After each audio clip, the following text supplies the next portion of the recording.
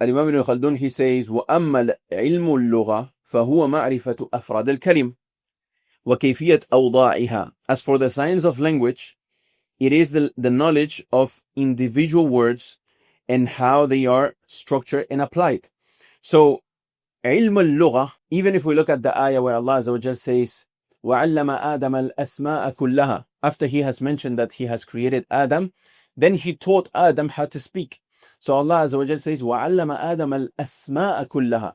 And Allah Azza wa Jal taught Adam all of the words. If you go to Tafsir ibn Kathir, Ibn Abbas, he was asked, did Allah Azza wa Jal taught Adam the words like was-sahfa, which are, names to describe a pot, something you put food in it, like a plate. And then Ibn Abbas, he said, yes, hatta al-fuswa wal-fasiyya, which is passing wind, to emphasize on how much and how detailed did Allah Azza wa Jal gave Adam from the vocabulary that for someone, and this brings me to the myth of many students of knowledge. What they say is, why do I want to learn this book? Like, they might talk about Rabbi, they might talk about other books. They say, why am I learning this book? Why am I learning to say tomatoes? Why am I learning to say clouds? Why am I learning to say trees? Why am I learning when I want to understand the Quran and the Sunnah?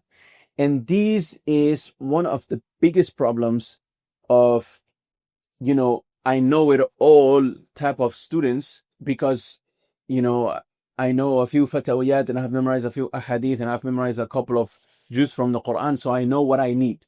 So imagine somebody who wants to lose weight, he goes to a coach and he says, why do I have to track my food? Why do I have to weight my food? All I want to do is eat healthy, so I'm just going to eat salad.